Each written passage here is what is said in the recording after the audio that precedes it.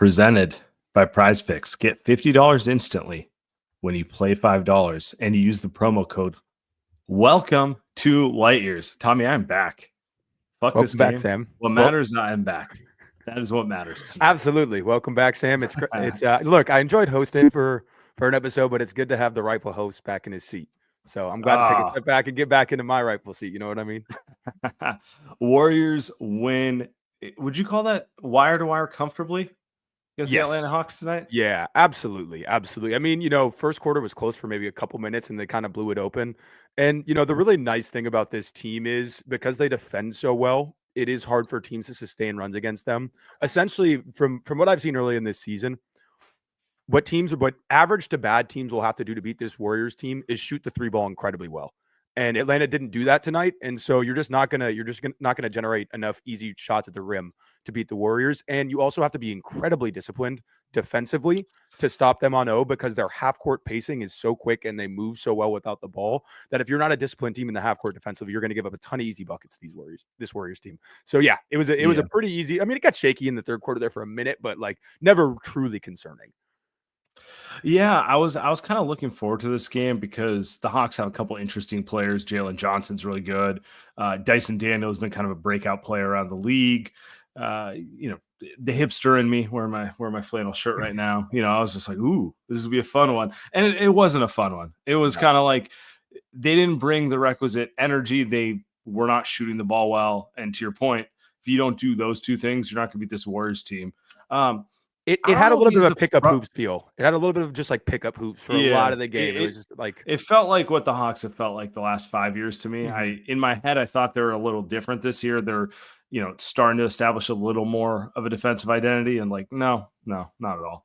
Maybe some nights, but definitely not tonight. What I was gonna say is, to your point, I mean, I don't know if he's the coach of the year.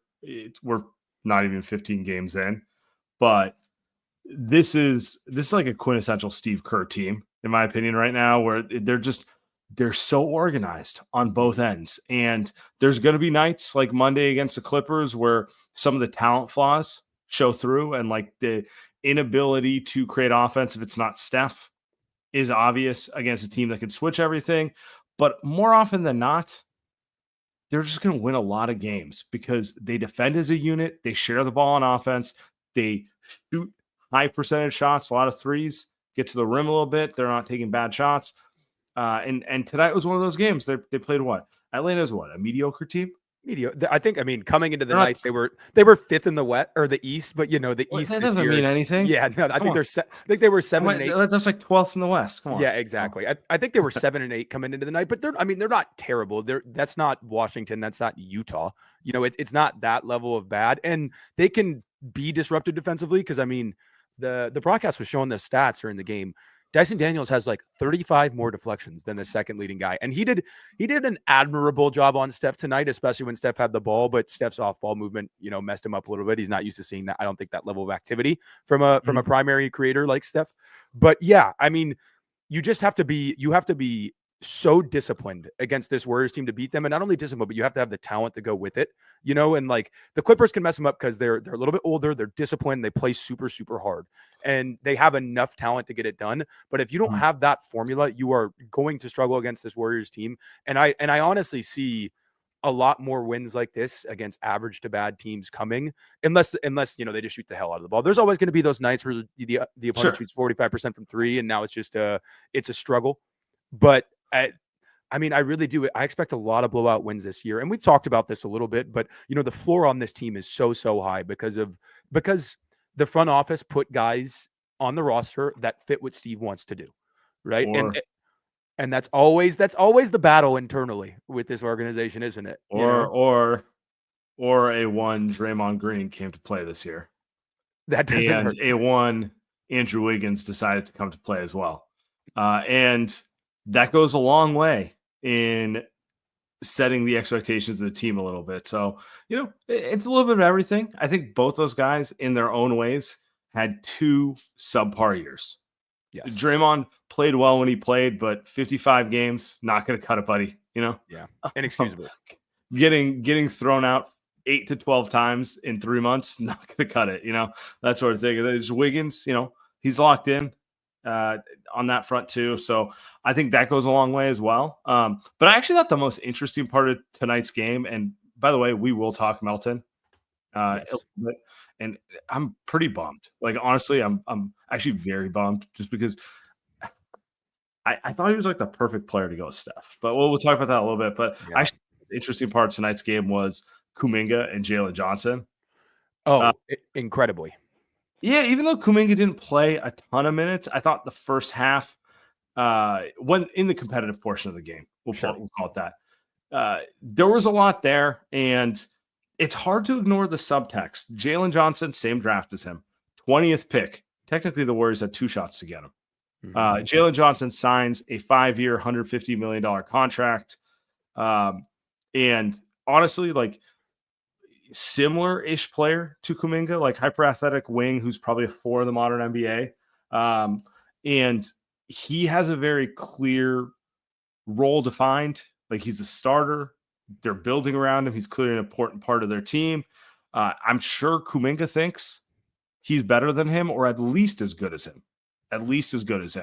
And Kuminga, his situation is not as defined as Jalen Johnson's for a bunch of reasons. I think that's the type of thing that brings a little bit extra out in Kuminga too.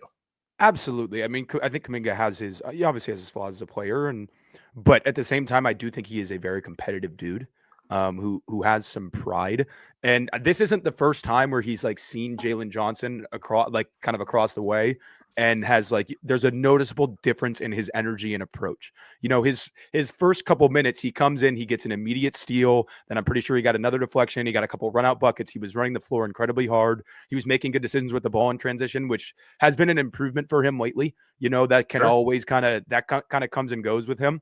And I just think, I've mentioned this a couple times now over the past couple weeks, his off-ball defensive activity is much, much improved. And it's not only the activity, it's the attention to detail. He's missing less rotations. His closeouts have been better. They'll still leave a little bit to be desired, but his closeouts are better, and he's just getting more deflections. I don't know what the exact numbers were tonight, but I would guess he had a steal or two, and he definitely had a block in the second half. It's been noticeable the last few games, just like getting into the passing lanes, being a little more active when he's off ball. Like he has the physical tools, and we know he can guard guys one-on-one when he's engaged, but it's the off ball stuff. Like, are you gonna be disruptive? Like pie in the sky is like Andre Iguodala. Like I'm not asking for that, but it's like, can you be aware of what's going on when you're off ball? Can you do something when your man doesn't have the ball? And I do agree with you. There's been more of that. The last few games. It's an engagement thing. Like it totally. Really is, to me, as simple as like, I feel like he's trying to assert himself into the game when the ball's not in his hands, which is really all I want to see. Like, I know he's going to do what he wants to do when he gets the ball in his hands. Can you do stuff when you don't have the ball in your hands? Yeah. I mean, and he's not going to be this level as an on-ball defender, I think, for a couple reasons. But like, you're asking him to have like a Wiggins level of attentiveness off the ball, right? Because that was a big knock on Wiggins when he was coming to the Warriors, was that he wasn't attentive off the ball, and just like effort comes and goes, all that type of stuff. But eventually he got around a good culture, and we've seen Wiggins' effort wax and wane over the past couple of years. But when he's locked in, we know what he brings defensively. I don't think Kuminga will ever be that level on the ball because he's not as quick with his feet. His hips he's not as loose with his hips. But at the same time, you're just asking, hey man, you got to get a steal every once in a while. You got to block a shot, like that type of thing, right? And he's been much, much better at that. And that is actually the key to him playing playoff minutes, right? It's actually not about his offense, because we kind of know what he brings offensively. The key to him staying on the floor in important basketball games is going to be the defensive side of the ball. Because if you can trust him on that end, he's eventually going to give you something offensively. But if you can't trust him on the defensive end against the most high-level teams, then you probably can't have him out there for the most part. And yeah, to your point, like that's this team's shaping up to be a top 5 defense in the NBA and maybe a top 3 defense in the NBA. Draymond looks as good as he's looked in the last 5 years. Wiggins, again, as he's playing 2022 defense, they have options at the 2, whether it's GP2, whether it's Pods, whether it's Moody. They all bring different aspects defensively. Obviously, GP is the best defender of the bunch. Lindy as well. Lindy as well. And then the real question is, who's the front court guy you want to put with Draymond? Now, Looney's always reliable, but if Kuminga can be that athletic switchy wing that they want him to be, that makes you so much more dynamic in closing lineups in the playoffs. And to your point, it really comes down to the defense. It's really that simple because like I'm sure offensively, Kerr would rather have him out there than Looney or Trace, totally. or even like Kyle Anderson, who I mean, surprised how little he's playing, by the way. Yeah, I think we talked about this a little bit offline. I do think it's probably some injury management stuff because he's having some neck spasms or whatever the issue is. But it's like every time that dude comes in the game, like 5 positive things happen immediately. Like he kind of stopped the run at the end of the first half there when it was getting a little bit dicey. But I also think that might be playing into Kuminga's defensive effort. You know, when I've been listening to like Marcus Thompson or Anthony Slater talk about the team this year on plus minus, they've talked about kind of SlowMo taking like that Iguodala type role as a veteran in the locker room, where like he's kind of on guys about their effort level, and like he's providing good leadership, and he's not afraid to like chew guys out. And it's not only that part. I think Kuminga knows essentially if he doesn't do the right things defensively, there's a really good veteran player behind him who will do those things. And sometimes like the bench is the best motivator, right? Like if you know a guy behind you can come in and do your job just as well defensively, you're going to have to make effort on that end because you're going to look like a fool if you don't. But yeah, I hope this isn't a flash in the pan from Kuminga defensively. And oh my God, our guy Rudy Gobert, huh? No, I just hope this isn't a flash in the pan from Kuminga defensively, and this becomes the norm, what we're seeing from him on that end of the ball, because that really is the key to, number one, unlocking a ton of their lineups, and number two, him getting more minutes, which is a positive if he can maintain that level on defense. Yeah, and like. SlowMo is a fiery guy. Like I throw this picture up for those who aren't watching. It's him yelling at Gobert, and like that's funny, and that's probably how most people know him over the course of the NBA. He's that guy who got into a fight with Gobert on the bench. And was it a play-in or a play? I think it was a play-in game. I think it was a play. I think it's the same game where Jalen or Jaden McDaniels punched a wall and broke his hand. I think that all happened in one game. I could be wrong. Don't quote me. I think on that, but he's a damn good player, and. Leadership is one of those things where like people always assume like, oh, well, Steph's the best leader in the NBA and that sort of thing. And it's like, and he's a great leader, but you need multiple leaders. You need a bench leader. You need the guy who is doing the dirty work on the bench, because you know what Steph can't do? Be the guy talk to you on the bench when he's on the floor. Like this all ties in. So, Andre Iguodala, Sean Livingston, like that's like the gold standard for what it looks like.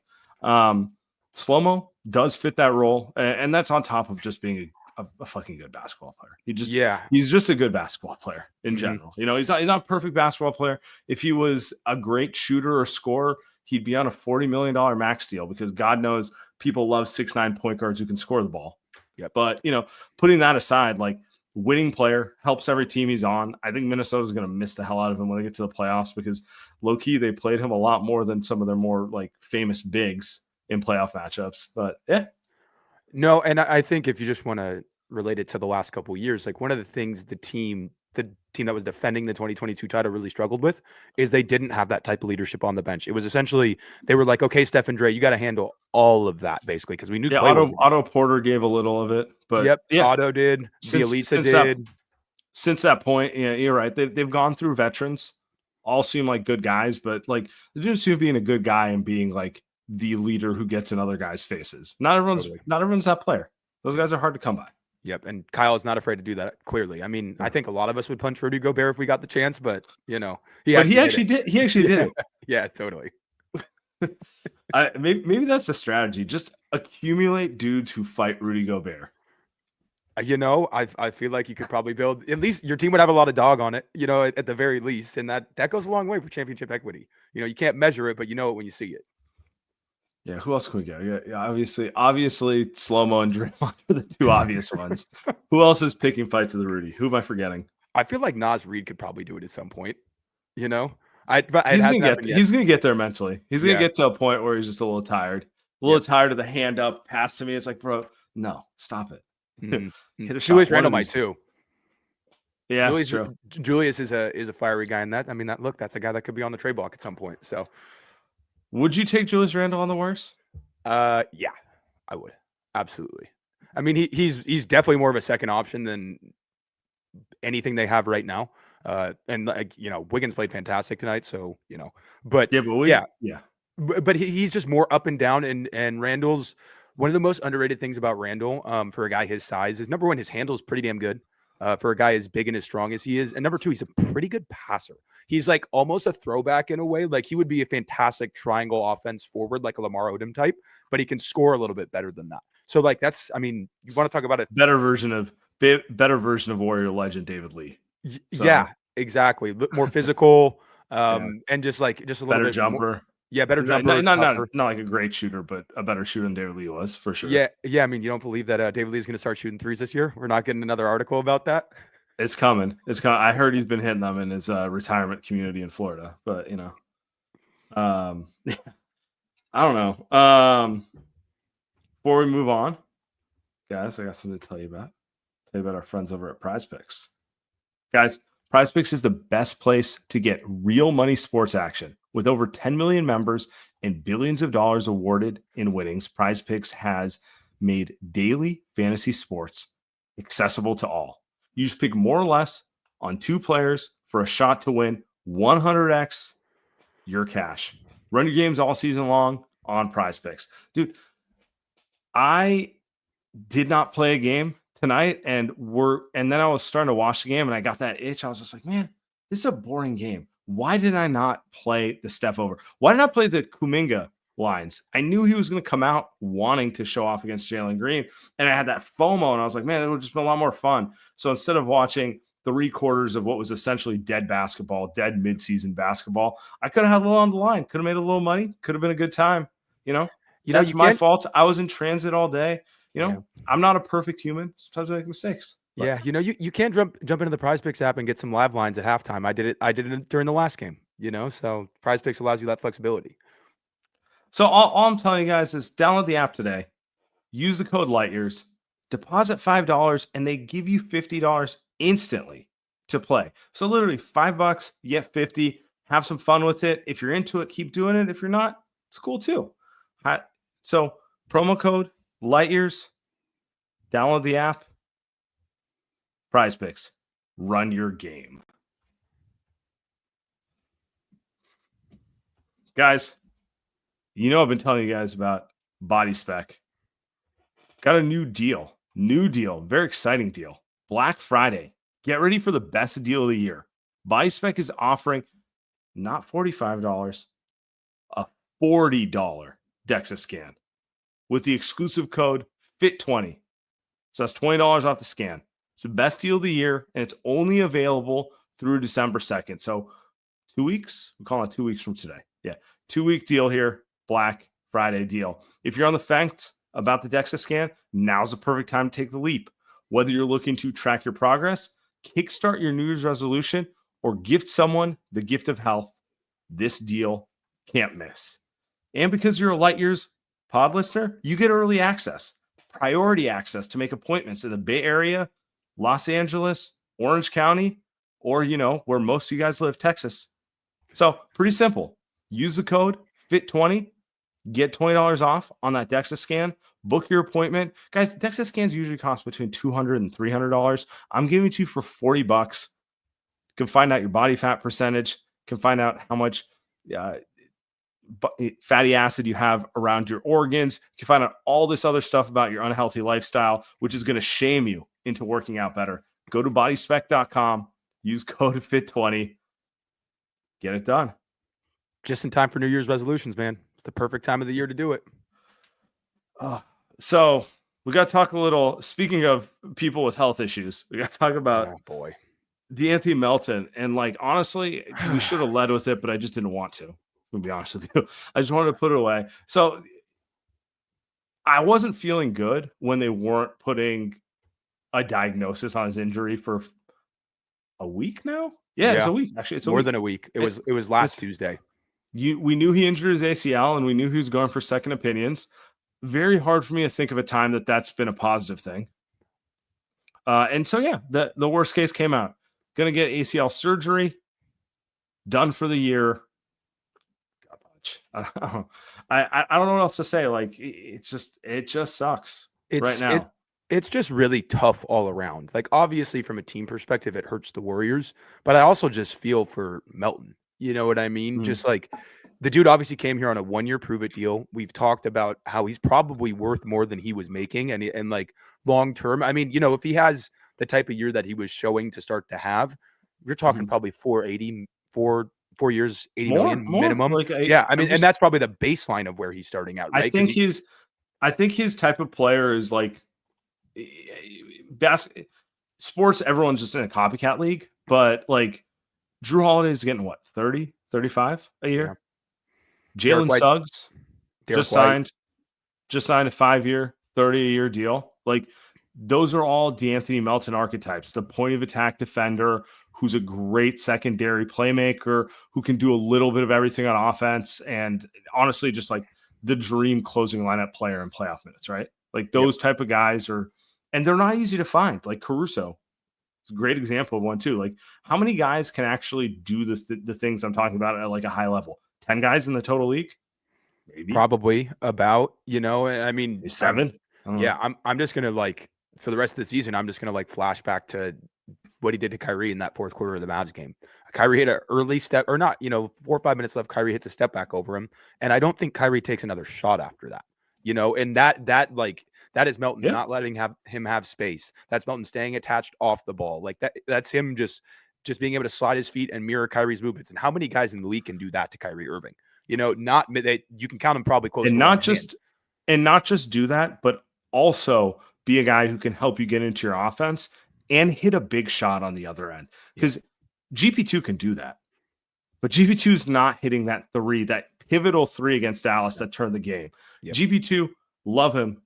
Maybe even a better defender than Melton. Like maybe the best perimeter defender in the league. But like offensively, it's like, what is his role, right? And that's always kind of the issue with him. So having a guy who can defend at that level, but also can fit into an offense, like they're very hard to find. Very hard to find. You can find a GP2, you can find a Buddy Hield. Can't find a guy who can, I don't want to say shoots like Buddy, but like, mesh the two in some ways. Right. Yeah. I mean, like he's at or near the GP2 level defensively, and he's not the shooter, but he is like very, very few guys in the league are. But I mean, he was probably going to shoot 38 to 40% from 3 on good volume this year. I mean, and he really make plays for other guys too. Like that's the other thing. Good passer. He's a ton like Derek White. A ton like Derek White. And Derek White, I don't know the exact number, but I think he got like 5 years, 150 this summer. And it's too bad for him. And obviously it hurts the team too a ton. Now it's like who are they going to start next to Steph at the 2 for the rest of the year? You're going with Lindy Waters right now. Lindy's filled in admirably, but how does that look against Boston? How does that look against Denver? How does that look against OKC? I don't know. Maybe Lindy continues to just like play out of his mind and he's able to start the entire year.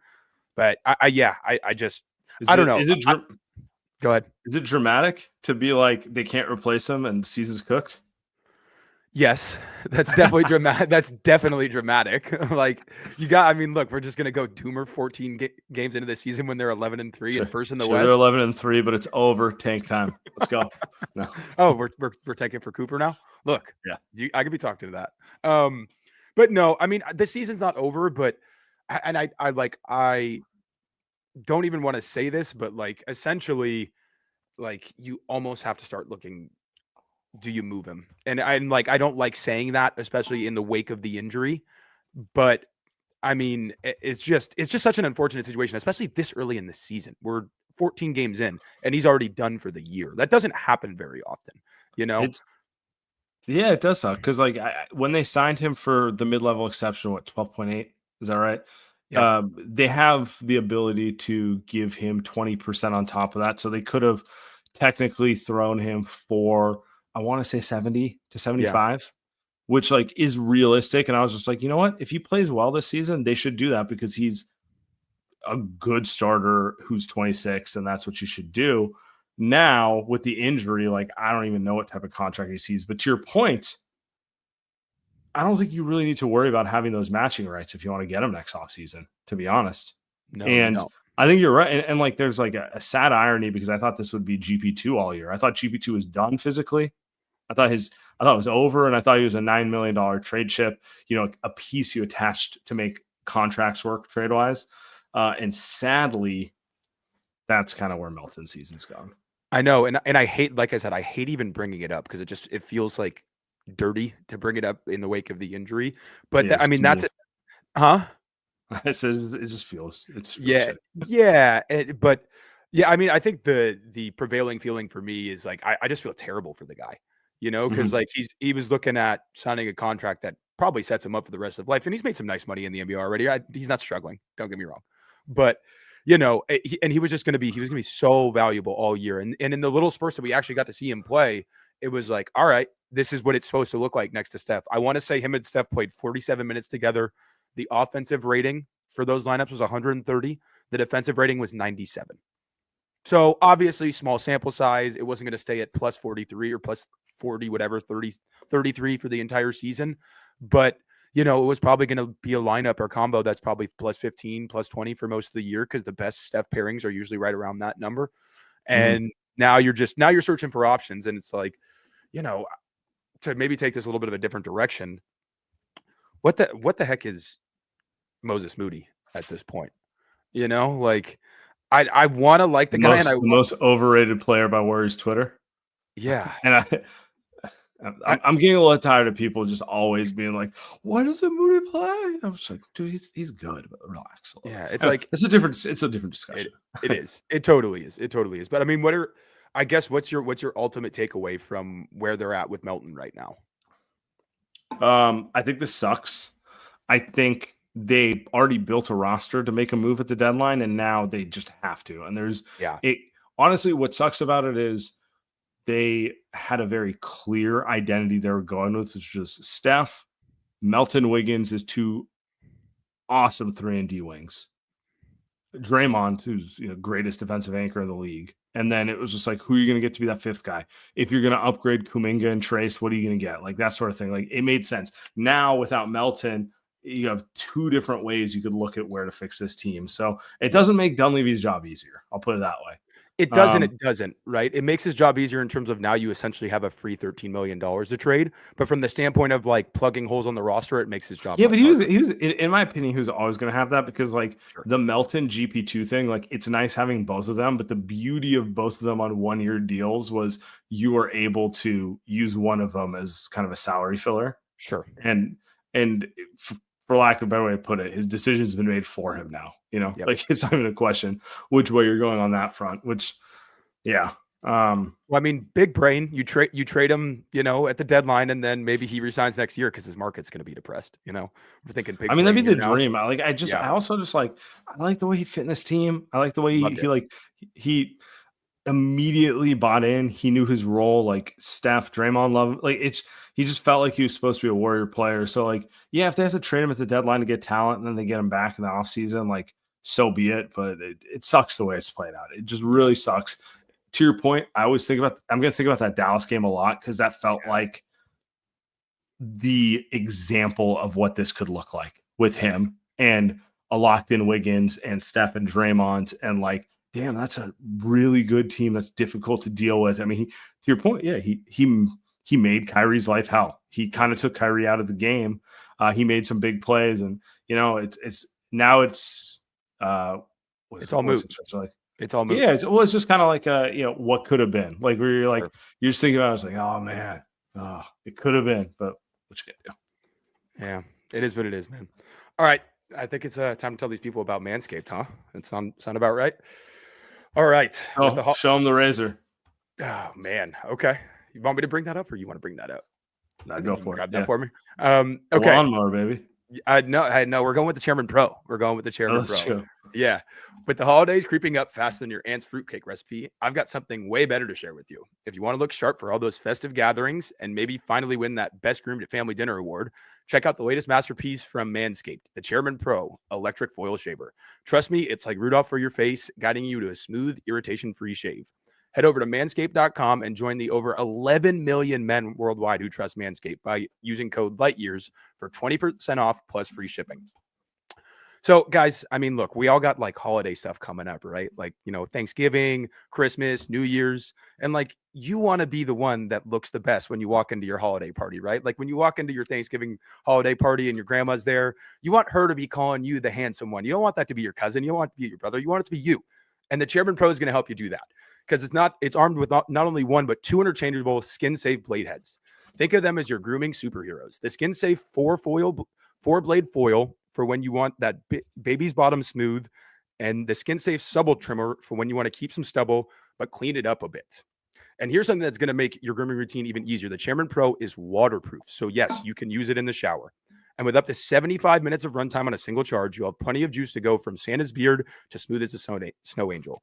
So get the Chairman Pro today and experience a shave that is as smooth as you deserve. Get 20% off plus free shipping by using the code LightYears at manscaped.com. That's 20% off plus free shipping when you use the code LightYears at manscaped.com. All right, we got one more for you. We're going to talk some Mint Mobile. So with big wireless providers, what you see is never what you get. Somewhere between the store and your first month's bill, the price you thought you were paying magically skyrockets. With Mint Mobile, you'll never have to worry about the gotchas ever again. When Mint Mobile says $15 a month, when you purchase a 3-month plan, they mean it. I talked about this a little bit last time, guys. I think with any wireless provider, we've all experienced this. The random bills, the fees, the upcharges, all of a sudden you're going over your data plan, and what you thought was $50 a month is now way, way above that. And with Mint Mobile, you can say bye-bye to the overpriced wireless plans and the jaw-dropping monthly bills. Use your own phone with any Mint Mobile plan, by the way, and you can bring your phone number and all of your existing contacts. So they make it super easy to switch over from whatever wireless carrier you're with to Mint Mobile. To get this new customer offer and your new 3-month premium wireless plan for just $15 a month, go to mintmobile.com/lightyears. That's mintmobile.com/lightyears. Cut your wireless bill to $15 a month at mintmobile.com/lightyears. $45 upfront payment required, equivalent to $15 a month. New customers on first 3-month plan only. Speed slower above 40 gigabytes on unlimited plan. Additional taxes, fees, and restrictions apply. See Mint Mobile for details. All right, so who steps up? Or let me reframe it. No more Melton. Who's most important to step up going forward? I don't know why. I mean, English is my second language, but conversation. It has to be Pods. It has to be, because he's the only other kind of guard who can handle.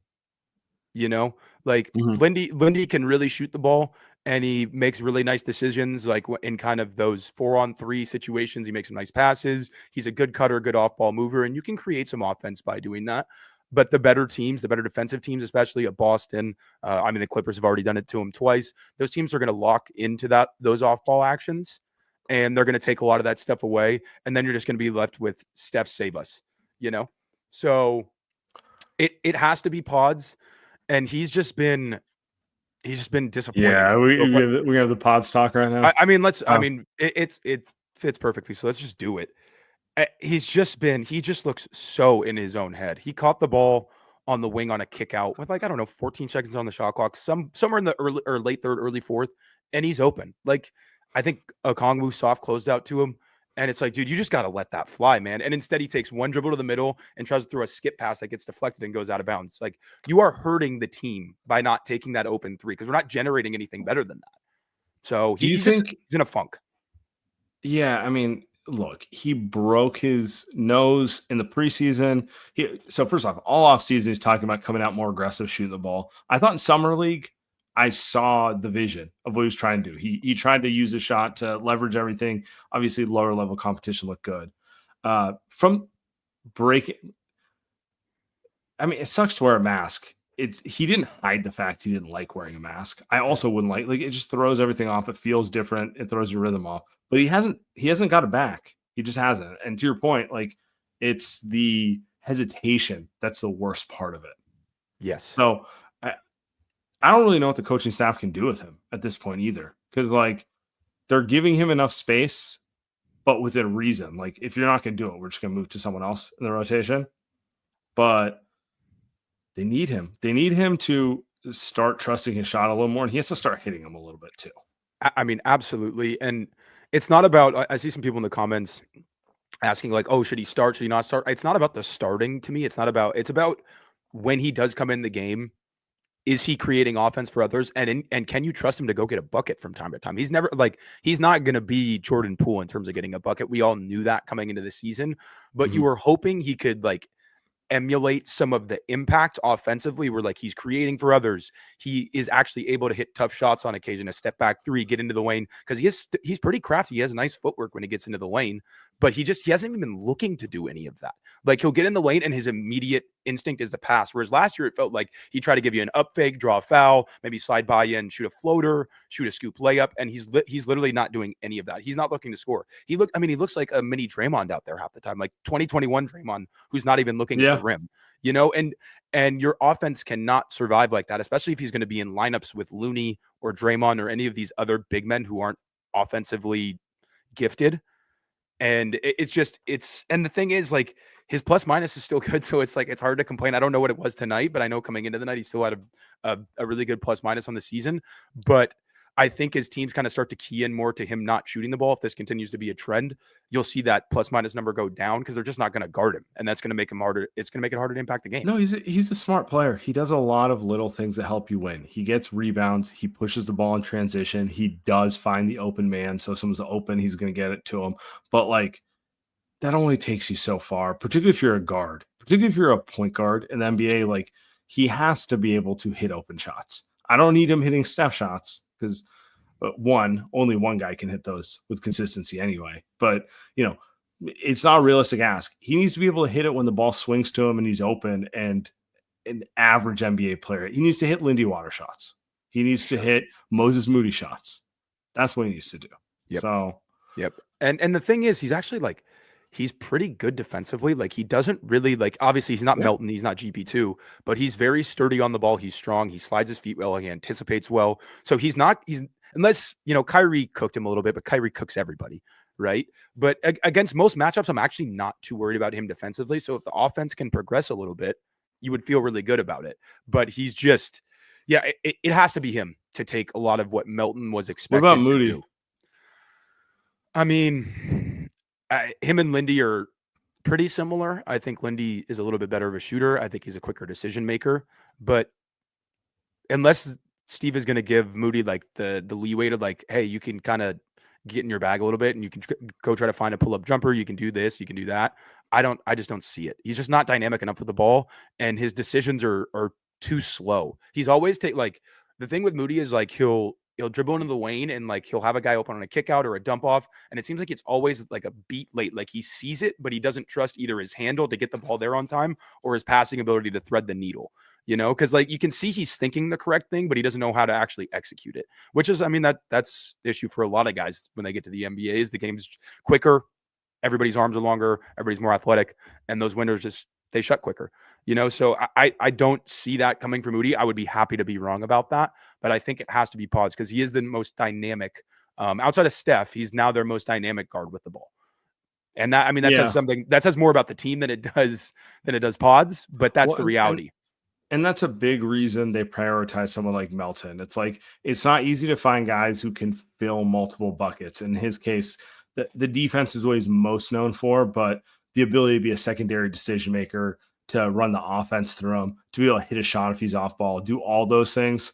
I don't think the Warriors view Moody as a guy who can be a secondary ball handler. No. I think they view him as a pure 3-and-D guy, like kind of more Wiggins backup role-wise than a Melton replacement. Yeah. And I get they want more ball handling out there because like they just don't have enough shot creation. So it's a lot of pressure on Pods. I will say the one thing that probably works in his favor is he's going to get opportunities because they don't have Melton to throw out there. Yeah, he's going to get a chance to play through it. They need him to figure it out because otherwise they need to like change the offense radically if you're not going to throw another ball handler next to stuff like that. Yeah, and I think what it really just shows is it shows a little bit of the riskiness of betting on young guys so much, and that's part of why they brought Melton in, right? Because it's like in 4 to 5 years, you can see Pods having the same level of impact as Melton, right? And maybe he's probably never going to be as good of a defender. But definitely never be as good. Yeah, exactly. Yeah. So he's never going to be that level of defender, but you would hope he shoots it nearly as well. And I do think he probably has a little bit more to his on-ball game eventually. I think he might have a little bit more of a step back type of game than Melton does, and just like a little bit more craftiness in the paint as a finisher. But he's probably 2 or 3 years away from that. And that's just kind of the reality of where his game's at. It's not even his fault. He's 21 years old. What is he supposed to do? Or he broke his face in training camp and it's November 20th and they're 11-3, and just give him another month and he'll be fine. So. And he might be battling vertigo too. That's also a thing. That's something that's popped over the last couple of days. I'm sure you saw it, but yeah, they don't really know what he was dealing with, in terms of illness.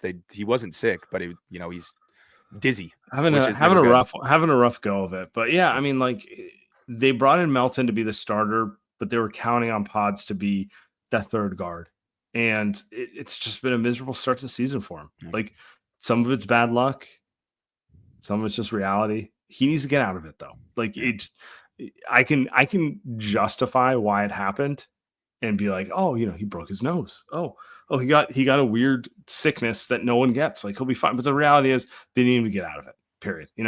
We played this game with like Wiggins for 2 years, where it's like, oh, there's all these issues. It's like, the reality is the team needs him to figure it the hell out, because it doesn't work if he doesn't. So yeah, it's the reality right now. I mean, sophomore slump in the chat. Like, yeah, it is what it is. I don't know how else to put it.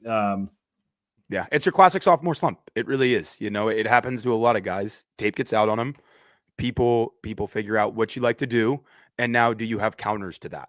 And do you have the ability to punch build you in those the face? They break your nose. Yeah, he got hit in the face again tonight. I mean, he really can't catch a break. But yeah, we'll see. Yeah. I'm rooting for him. Before we get out of here, so I went to the Warriors Clippers game on Monday at the Intuit Dome. By the way, what are your thoughts? Very bizarre going to a road Warriors game and watching them boo James Harden at the line and cheer Steph. So that's amazing. That's my first thought. My second thought is, I don't want to be the world's biggest hater, but that was the worst arena I've ever been to. Like, Come on, the worst. Okay, so here's my thought on it. When you go to a basketball game, what do you want? I mean, I want to be entertained, obviously. I want there to be a good fan environment. I would like some good food at some point. Yeah, I mean, I don't think I can really ask for much else. And I obviously want good basketball to be played. Yeah, I think you want basketball. I think more than anything, you want to feel like it's about a game. You're paying a lot of money. You're going to an arena, and you want to feel that special experience around the game. And my experience of the Intuit Dome, look, very impressive technology, very impressive with the facial recognition. I'm now on a watch list. Steve Ballmer knows all my interactions anywhere I am, but it felt like bells and whistles across the board to make up for the fact that they have kind of a product no one cares about. You know what I'm saying? Like, they're not really Clipper fans out there. And it just felt like you're trying too hard with the light show and the tech to cover up the fact that, like, nobody really likes you, So yeah, and it's always it felt more so than if they just stayed in a regular basketball arena. It felt like it almost makes it sadder. Yeah, it makes it a lot sadder. Yeah. And to the question, I wasn't impressed by the toilets either. There weren't that many. They were not as big as people say they were. I stood in line just like everyone else. So false advertisement. Ballmer's false advertising about his toilets? Like, come on, man. I don't think it was false advertisement, but I didn't. So, like, the entire hype around the toilets was, there's so many of them, you can get there and back to your seat at a timeout, which is the dream, right? Like, you don't waste part of the game, right? Yep. Absolutely. That was true. I can do that at Chase. I never had an issue at Chase accessing, I'm sitting in my seat and it's like, oh, timeout. I'm like, okay, I gotta go run and pee. I never had an issue doing that and getting back to my seat in time. So maybe there were more, but it didn't solve a problem, or I guess it was a fake problem in my mind. I'm not living in 1996 going to Candlestick Park or the Oakland Coliseum with the trough and 40 guys trying to get in there. And it's a 30-minute venture and kind of a little bit of a mind fuck. So that's how the LA Coliseum was too. When the Rams came back to town, I went to a couple games. The most miserable situation of all time. But to your point, it messes with your mind. You like think Yeah. about it. You're like, man, I need to go, but do I need to go that bad? Because this is a thing. Right. But no, I mean, I've also been to SoFi a couple times, and that's never been like any of the new modern stadiums. It's not really an issue. So yeah, it's addressing a problem that wasn't there. Oh, our guy McWalter. Yeah.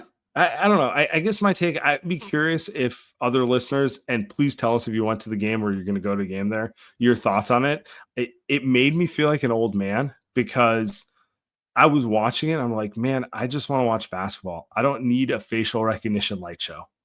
That was like my big takeaway from it, where I was just like, why isn't the game enough? Like I went to, I mean, you've been to Laker games. I went to the Laker game the next night, and the whole, it's an older now, right? Yeah. It's just about the game. The lights are down. It's just like, oh, this is what I remember going to Oracle over the years. And obviously the vibe's not the same. It's a little more like celebrity glitzy, but it's that sort of thing versus like what the Clipper game was for me, which was like the aneurysm inducing light show where it's like anytime someone hit a shot, I say like blue, red, blue, red, blue. I'm just like, bro, I don't need this. I honestly, I'm happy to just watch James Harden play basketball. I mean, I think you're just saying that you're getting old. I think that's all we're saying. I think that's all we're saying here, Sam. Anyway, that's my rant. I apologize to listeners for missing the show, but I said I'd come up with an excuse for why. So. Well, I'm sorry that your experience at the Intuit. I need you. So are you going to a game? At Intuit? Yeah, I'll go at some point. I mean, I wanted to go Monday night, but I couldn't miss the show. We had to give a show. To I did kind of just be like, I'm going, you're on. It's all good, man. Sorry. No, it's all good. It's all good. But now I need you to go because I need that second perspective. I need someone to tell me either I'm right or just be like, yeah, you're kind of being dramatic. I mean, honestly, with how old I've been feeling lately and how much I just don't want to really do anything ever. Mm-hmm. I think I might end up agreeing with you, but we can compare notes after I go. Let's compare notes. Mick Walters, you got to go too. I need Mick Walters to go. I need the full Light Years community to give us their notes on the Intuit Dome. It actually made me feel better about Chase because Chase has phenomenal food and like it's a basketball court. The seats are good. Like there's just not a lot of different ways to build a basketball court, Mm-hmm. But I'd always felt like Chase, like, I don't know, man, it just doesn't feel like Oracle. Just it feels a little like more corporate, a little more soulless, that sort of thing. And then I go to something like the Intuit Dome, like, yeah, no, it's not that bad. It's actually quite good. They actually did a really good job. Yeah. Perspective's everything, right? Yeah. That's what it comes down to. All right. Appreciate everyone. We'll be out of here. Everybody.